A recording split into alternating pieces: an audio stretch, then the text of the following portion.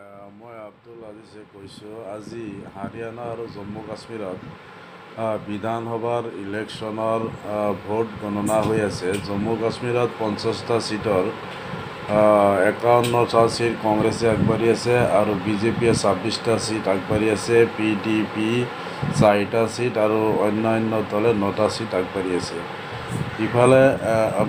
ইফালে হাৰিয়ানাত যিটো ৰিজাল্ট ওলাই আহি আছে, বিজেপিয়ে 50টা ছিটত আগবাঢ়ি আছে আৰু কংগ্ৰেছে আছে 34টা ছিটত আগবাঢ়ি আছে আৰু যিটো INLD এই দলটোৱে এটা ছিটত আগবাঢ়ি আছে, অন্যান্য 5টা ছিটত আগবাঢ়ি আছে। গতিকে কংগ্ৰেছ চৰকাৰ হাৰিয়ানাত সম্ভৱ হৈ উঠা নাই, কিন্তু জম্মু কাশ্মীৰত কংগ্ৰেছ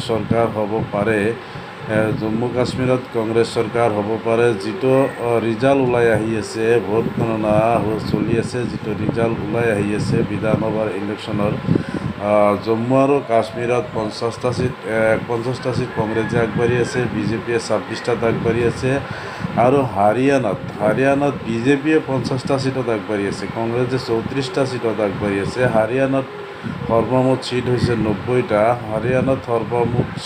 90টা। তাৰে বিজেপিয়ে 50টা ছিটতে আগবাঢ়ি আছে, কংগ্ৰেছে 34টা ছিটত আগবাঢ়ি আছে। আৰু জম্মু কাশ্মীৰ বিধানসভাত মুঠ ছিট হৈছে 90টা, তাৰে 51টা ছিট কংগ্ৰেছে আগবাঢ়ি আছে আৰু বিজেপিয়ে 26টা ছিটত আগবাঢ়ি আছে। গতিকে যিটো ফলাফল ওলাই আহি আছে হাৰিয়ানাৰ ক্ষেত্ৰত, দেখা যায় যে যিটো এক্সিট পোল হৈছিল তাৰ ওলোটা হৈ আছে। এক্সিট পোল মতে হাৰিয়ানাত বিজেপি চৰকাৰ আহিবই নোৱাৰে, কংগ্ৰেছে চৰকাৰ বনাব। কিন্তু এতিয়া দেখা গৈ আছে হাৰিয়ানাত কংগ্ৰেছ পিছ পৰি আছে আৰু বিজেপিয়ে আগবাঢ়ি আছে।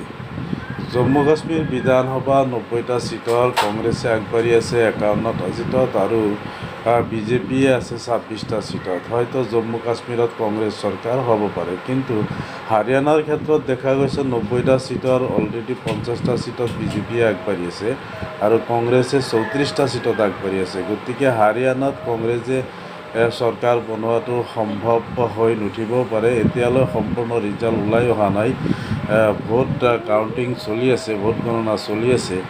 মোৰ এই চেনেলটো যোনে চাই আছে, মোৰ চেনেলটোক ছাবস্ক্ৰাইব কৰিব, লাইক কৰিব, শ্বেয়াৰ কৰিব। আৰু মোৰ এইটো অসমীয়া নতুন চেনেল, যোনে নতুনকৈ মোৰ চেনেল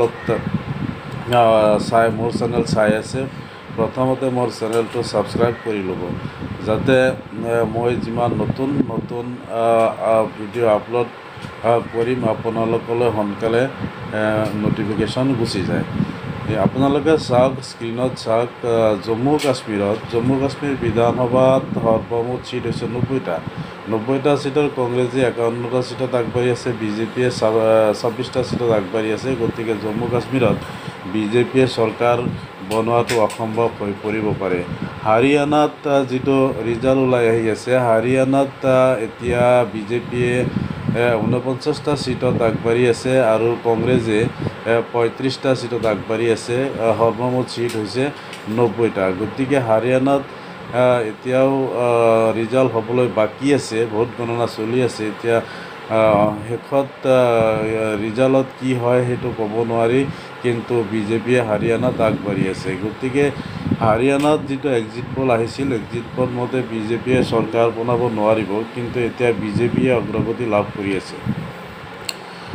এতিয়া মোৰ এই চেনেলটো আপোনালোকে ছাবস্ক্ৰাইব কৰক, লাইক কৰক, শ্বেয়াৰ কৰক। নিজৰ মতামত এই চেনেলৰ কমেণ্ট বক্সত লিখক। ইয়াৰ পিছত আপোনালোকে চাব কংগ্ৰেছৰ যিটো মহিলা সমিতি এৰ সভাপতি মীৰা বৰঠাকুৰৰ ভাষণ, এই সম্পৰ্কে প্ৰতিক্ৰিয়া আপোনালোকে দেখিবলৈ পাব। মীৰা বৰঠাকুৰৰ প্ৰতিক্ৰিয়া অলপ পিছতে আপোনালোকে দেখিবলৈ পাব। সাংবাদিকে প্ৰশ্ন কৰাত সাংবাদিকে প্ৰশ্ন কৰাত মীৰা বৰঠাকুৰে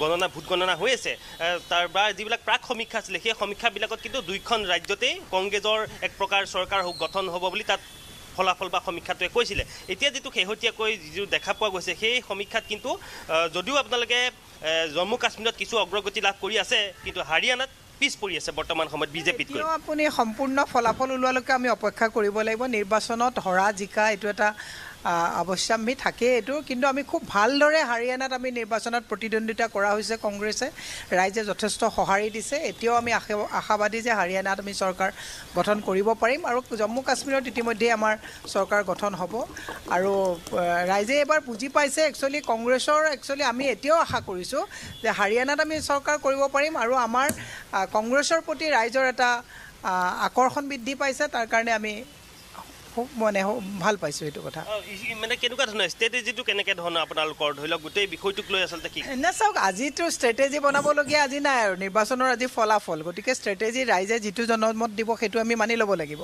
কিন্তু আমি এতিয়াও আশাবাদী যে হাৰিয়ানাত কিন্তু আপোনাৰ ওলোটা এখন ছবি দেখিবলৈ পোৱা গৈছে সকলৰ কথাই কওক যুৱ প্ৰজন্মৰ সংস্থাপনৰ কথাই কওক এই গোটেই কথাবিলাকক লৈ পেলাই ৰাইজে তেওঁলোকৰ যিবিলাক কথাত মানে নৰেন্দ্ৰ মোদীয়ে আপোনাৰ মানুহক প্ৰতিয়ন নিয়াব বিচাৰিছিলে মানুহ কিন্তু সেই হিচাপত প্ৰতিয়ন যোৱা নাই আপুনি যদি ফলাফলো চাই যথেষ্ট আমি অগ্ৰগতিত আছোঁ আজি এই সময়লৈকে তেওঁলোকে যদি ইমান ভালেই কাম কৰিছে তেতিয়াহ'লে তেওঁলোকৰতো প্ৰতিদ্বন্দ্বিতাই ক'তো হ'ব নালাগিছিলে তেতিয়া আমি আশাবাদী যে যি হ'ব আমাৰ ভাল হ'ব কিন্তু এক্সিট পলৰ এটা সম্পূৰ্ণ ওলোটা যিটো ৰিজাল্ট সেই ৰিজাল্টটোক লৈ পেলাই চৰ্চা হৈছে এক্সিট পলৰ সম্পূৰ্ণ উল্টা ৰিজাল্ট কাৰণ প্ৰায়বিলাক এজেঞ্চিয়ে যিটো সমীক্ষা চলাইছিলে সেই সমীক্ষাত স্পষ্টকৈ কোৱা হৈছে যে হাৰিয়ানাত কংগ্ৰেছৰ নেতৃত্বত চৰকাৰ গঠন হ'ব কিন্তু এতিয়া যিটো ৰিজাল্ট আহিছে সেইটো সম্পূৰ্ণ বিপৰীত চাওক সম্পূৰ্ণ আপোনাৰ এক্সিট পলৰ কেতিয়াবা এক্সিট পল মানে আমি বিফল হোৱাও দেখিবলৈ পাইছোঁ সেইটো কথা মই নকওঁ কিন্তু মই এটা কথা ক'ব বিচাৰিছোঁ এতিয়া যদি আমি কওঁ চবেই ক'ব যে নাই এওঁলোকে মানে জিকিলে এওঁলোকে EVMক ব্লেম নিদিয়ে নিজিকিলে এওঁলোকে EVMক ব্লেম দিয়ে এনেকুৱা কথাবিলাক আহে কিন্তু মই এতিয়া সেই